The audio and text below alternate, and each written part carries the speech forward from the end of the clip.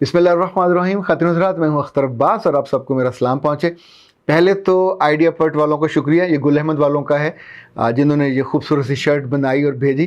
पहनते हुए बहुत अच्छा, स्टफ़ भी बहुत अच्छा है। इनफैक्ट स्टिचिंग अच्छी हो और स्टफ़ अच्छा हो तो आपका बड़ा एक कंफर्ट लेवल होता है, आपको खुद, और रंग भी अच्छा लग रहा हो तो यू फील गुड। सो बनाने वालों का भी शुक्रिया, डिज़ाइन करने वालों को भी शुक्रिया और भेजने वालों को भी शुक्रिया। अच्छा जी, दूसरी बात यह है कि जो टफ़ पीपल वाला कोर्स था अल्हम्दुलिल्लाह तैयार हो गया, कल से वो इट वुड बी अवेलेबल। इसका नाम है हैंडलिंग टफ़ पीपल, यानी वो लोग जो हमारी ज़िंदगी में मुश्किल खड़ी करते हैं और हमसे संभाले नहीं जाते, उनको कैसे हैंडल किया जाए। ये आपके ज़ाती बच्चे भी हो सकते हैं, ये आपकी ज़ाती बीवी भी हो सकती है, ये आपके मियाँ भी हो सकते हैं, ये आपके इन लॉज में से, ससुराल में से भी लोग हो सकते हैं, और ये दफ्तर में तो अल्लाह माफ़ करे हर ईंट के नीचे ऐसा बंदा या बंदी निकलता है। किसी को आपकी शक्ल अच्छी नहीं लग रही होती या बहुत अच्छी लग रही होती है और वो जेलस हो जाता है।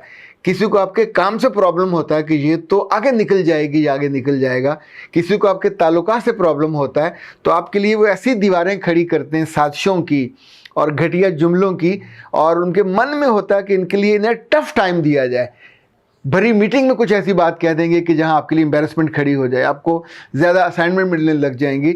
इन लोगों को हैंडल किया जा सकता है, कैसे किया जाए, इसकी टूल्स क्या हैं, तराकीब क्या हैं, ऐसे लोगों को पहचाना कैसे जाए, इनकी टाइप्स क्या हैं, तो हमने काफ़ी तफसील के साथ इनको डिस्कस किया है। और इस कोर्स की फ़ीस वही मामूल की है 3000, वो आप भेजेंगे 0300 946 8746 पे, और फिर आपको यूज़र नेम और पासवर्ड आ जाएगा। और ये कोर्स आपके पास 50 घंटे 50 आवर्स रहेगा। जो ये कोर्स मुकम्मल होगा तो पॉपअप होगा और इसकी जो सनद है आपके नाम के साथ, तो हमें नाम आपने वो भेजना है जो आपकी सनद पे, सर्टिफिकेट पे आए। आप हमें भेजेंगे अपना नाम, ईमेल, व्हाट्सएप नंबर और कोर्स का नाम, क्योंकि बाकी जो 10 कोर्सेज हैं उनमें से कोई और भी ले सकते हैं। तो खुशी की खबर ये है कि रमज़ान मुबारक में जो 2 कोर्सेज लेंगे तो उनको एक लेगा तो 10% और 2 लेंगे तो 20% का स्पेशल डिस्काउंट हम ऑफ़र दे रहे हैं। और दूसरा, वो लोग जो ऑनलाइन यानी टेलीफोन पे, व्हाट्सएप पे मुझसे काउंसलिंग सेशन लेते हैं और उनकी ख्वाहिश होती है कि सर से स्पेशल कंसेशन लिया जाए, डिस्काउंट लिया जाए, तो आम दिनों में तो आमतौर पर मुमकिन नहीं होता, या अगर वो बहुत तंग करे तो हम 10% उसको तोहफ़ा दे देते हैं। पर रमज़ान में जो सुबह अर्ली में सेशन लूँगा, यानी 9 बजे से 12 बजे तक, और फिर रात को 9 बजे से 12 बजे तक, रमज़ान में थोड़ा सा हम वक्त बढ़ाएंगे, तो इन पे हम 20% डिस्काउंट इंशाल्लाह देंगे। 20% का मतलब समझे कि पूरा 1000 रुपये कम हो जाएगा। तो जिन जिन को 1000 रुपये बहुत अच्छा अजीज़ लगता है वो उसे 2-3 दफ़ा बचा लेंगे तो एक सेशन और हो जाएगा। सो ये सेशन आप अपने मसाइल के लिए भी ले सकते हैं, ये सेशन आप अपने करियर के लिए ले सकते हैं, अपने ख़ानगी इश्यूज़ में खुशियाँ बढ़ाने के लिए ले सकते हैं, अपने उन ग्रे एरियाज़ को मालूम करके उनको दूर करने की जो स्ट्रेटजी है, हिकमत अमली, उसके लिए ले सकते हैं। वो चीज़ें जो आपको हर्ट करती हैं, तंग करती हैं और आपको कोई रास्ता नज़र नहीं आ रहा था, उसके लिए ले सकते हैं।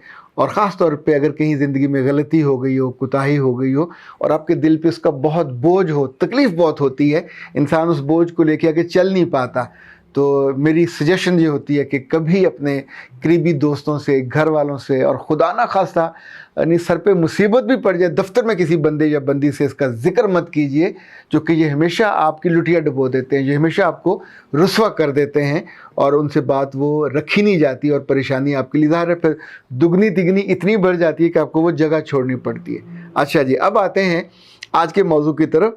ये मौजू, ये जुमला सुनने के बाद सोचिएगा, ये कौन कहता होगा, सर मुझे कुछ समझता नहीं है, लोग मेरी बात को समझते क्यों नहीं हैं, एंड मुझे कुछ तवज्जो क्यों नहीं देता, मुझे ये इग्नोर कैसे कर देते हैं।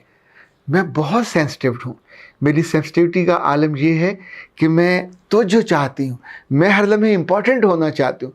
कभी कभी ये होता है कि रात को 2 बजे घंटी बजती है, मैं नींद में मखमूर आवाज़ में कहता हूँ, जी अस्सलाम वालेकुम, कौन? तो आगे से जवाब आता है, सर मुझे नींद नहीं आ रही, मैं बहुत दुखी हूँ, मेरा सांस बंद हो रहा है। तो मैं अफसोस के आगे से कहता हूँ कि सांस बंद हो रहा है तो अपने सांस लेने वाली जो नाली है उस पर से अंगूठा परे कर दीजिए, या किसी अगर और ने वहाँ अंगूठा रखा हुआ तो उससे कहे परे हट जाओ। नहीं, आप समझ नहीं रहे, आप समझ नहीं सकते मेरे साथ क्या मसला है। मैं बहुत सेंसिटिव हूँ, मैं ओवर सेंसिटिव हूँ। अल्लाह के बंदो, सेंसिटिव होना और ओवर सेंसिटिव होना ये कोई खूबी नहीं है, ये खूबसूरती भी नहीं है।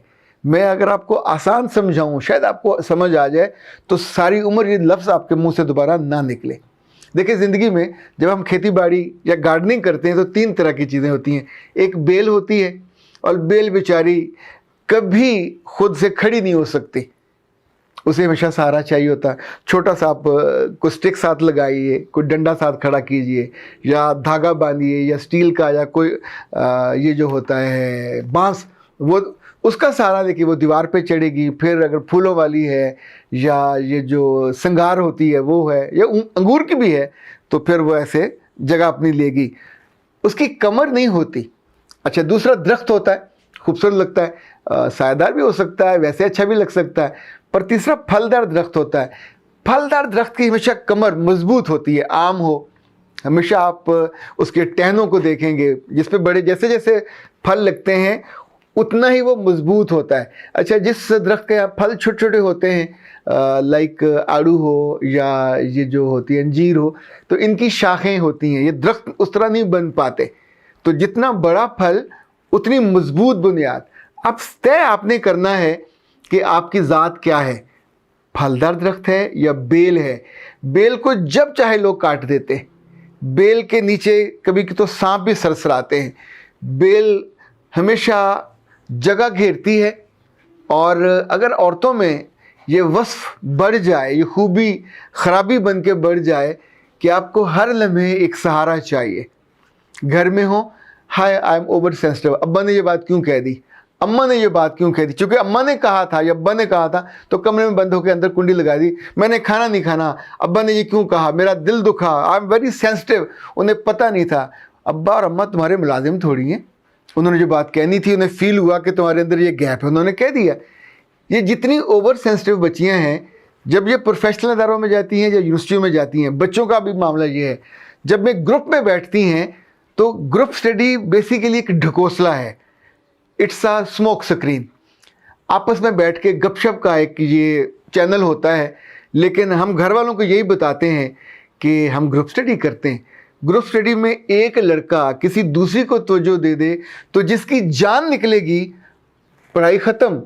वो अब इस बात पर रोएगी कि अलिफ को मैं पसंद करती थी और मैं तो उसके बारे में बहुत टची थी, उसने बे को क्यों पसंद कर लिया, उसने जीम को क्यों, उसने उसको फ़ोन क्यों किया, उसने उसका स्टेटस खोल के क्यों देखा, वो उसको गाड़ी तक क्यों छोड़ने गया, उसने ये क्यों किया, उसने वो क्यों किया। This is over sensitivity about the people. आप सोचिए कि वो तो आपका कुछ भी नहीं लगता, ना आप उसे पे करते हो, ना आपका मुलाजिम है, ना आपका कोई रिश्तेदार है। अब हर बंदे का अपना चॉइस होता है रिश्तों का, ताल्लुकात का। आपने अपने आप को कैसा छुई मुई बना लिया कि हर चीज़ पे आप कब्ज़ा मल मारना चाहते हो कि ये मेरा है, वो आपका नहीं है। ना आपके साथ रिश्ता उसका होना है, ना आपके साथ उसकी ज़िंदगी चलनी है। ऐसी लड़कियां जब जॉब में होती हैं तो उन्हें हमेशा कोई ना कोई कुलीग चाहिए होता है जिस पे वो सर रख सकें, जिसका सहारा ले सकें, कि उन्हें डर न लगे, और उनके साथ वो बातें शेयर करने लगती हैं। जिसके साथ ये लड़कियां बातें दिल की शेयर करती हैं, हमेशा उनके दिल का कचूमर बना के और उनके जिस्म को लताड़ के आगे गुजर जाता है। और फिर ये ओवर सेंसिटिविटी या तो आपको फाउंटेन हाउस पहुंचाती है, किसी अस्पताल पहुंचाती है, किसी अच्छा दुनिया में जो हमारी लड़कियां जाती हैं अमेरिका और ऑस्ट्रेलिया और इस तरह के मुल्कों में, वहाँ जब ओवर सेंसिटिव होकर इस तरह के किसी इशू पे वो इस साइकोलॉजिस्ट के पास जाती हैं तो साइकोलॉजिस्ट को बात समझ नहीं आती कि जिन चीज़ों को ये ओवर सेंसिटिविटी करके बता रही है कि मेरी सास ने ये कह दिया, मेरे नंद ने ये कह दिया, मेरे मियाँ ने ये क्यों कह दिया। ये जो क्यों वाला गैप है, आपने अपनी अजमत का एक पहाड़ तय किया हुआ होता है और आप सोचते हो कि दूसरा मुझे ना कहे, ये तो मेरा सेंसिटिव एरिया है। तो ए प्यारो, बेल मत बनो। बेल बनोगे तो सारी उम्र किसी के ऊपर पड़े रहोगे और हमेशा किसी का सहारा ढूंढोगे। दरख्त बनो, और दरख्तों में भी फलदार दरख्त बनो। ये जितनी बच्चियाँ मरीज़ बनती हैं और फिर कहती हैं मुझे समझता कोई नहीं है, मेरी बात कोई अच्छा क्यों नहीं समझता, सबको समझ आ रही होती है, पर वो आपको वहाँ रखते हैं जितनी की आपकी कीमत होती है, जितनी आपकी जगह होती है, जितना आपका मुकाम होता है। 100 रुपये की है तो आपको 1000 रुपये की या 10,000 की कोई जगह कैसे दे देगा। इनफैक्ट जितनी कीमत होती है वो हमारे आमाल की, हमारी समझ की, हमारी दानाई की, हमारी पर्सनैलिटी की होती है, हमारे जज्बात की नहीं होती। हमारी डीलिंग अलग चीज़ है, फीलिंग अलग चीज़ है। दुनिया डीलिंग के साथ चल रही होती है, फीलिंग के साथ नहीं चल रही होती। फीलिंग के साथ मोहब्बत, रिश्ते चंद लोगों के साथ चल रहे होते हैं, पर वो फीलिंग आपकी होती है, उनकी नहीं होती। जब उनके साथ आप रिलेट करने लगते हैं तो फिर ये फीलिंग से बढ़ के डीलिंग और वहाँ से कंसर्न और फिर आपकी कनेक्टिविटी बनती है, वो मुश्किल चलती है। वरना फीलिंग का क्या, ये तो पल पल में बदलती रहती है। ओवर सेंसिटिव अगर आपके बच्चे होने लगें या बच्चियाँ होने लगें तो याद रखिएगा ये एक बहुत बुरा अलार्म है, इसको अभी से संभालें। वरना ये हर लड़का और हर लड़की जो इनकी राय से हट के इनसे डील करने लगेगी तो इनको मुसीबत पड़ जाएगी। फिर आप कभी किसी साइकोलॉजिस्ट को ढूंढोगे और कभी फिर मुझे रात को 2 बजे और सुबह उठते ही ऐसी कॉलें सुननी पड़ेंगी। मैं सुन लेता हूँ, उनकी ढारस भी बंधाता हूँ, लेकिन है प्यारे लोगों, ये अच्छा नहीं है। अपने आप को नॉर्मल ज़िंदगी में लेके चलो, अपने आप की मजबूत और शानदार पर्सनैलिटी बनाओ कि आपको जगह जगह लोगों के सहारे का और लोगों के जुमलों का ना फ़र्क पड़ना चाहिए, ना उनके एटीट्यूड का फ़र्क पड़ना चाहिए। वरना तो आप हमेशा यूं से यूं कभी इधर गिरोगे कभी इधर गिरोगे, और फिर आपको चाहिए होगा कोई और आए जो आपको उठाए।